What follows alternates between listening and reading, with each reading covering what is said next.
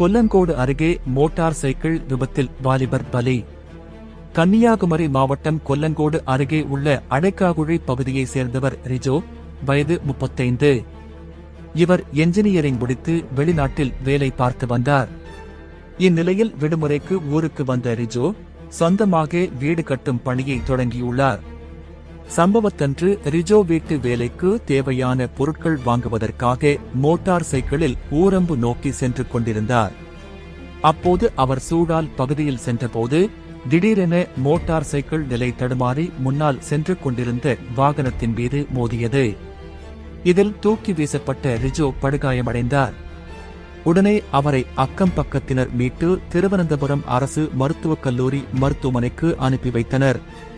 பின்னர் அங்கிருந்து மேல் சிகிச்சைக்காக திருவனந்தபுரத்தில் உள்ள ஒரு தனியார் மருத்துவமனையில் அனுமதிக்கப்பட்டார்.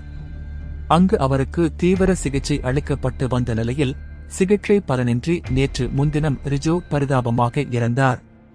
தொடர்ந்து இதுகுறித்ததான புகாரின் பேரில் கொல்லங்கோடு போலீசார் வழக்கு பதிவு செய்து விசாரணை நடத்தி வருகின்றனர்.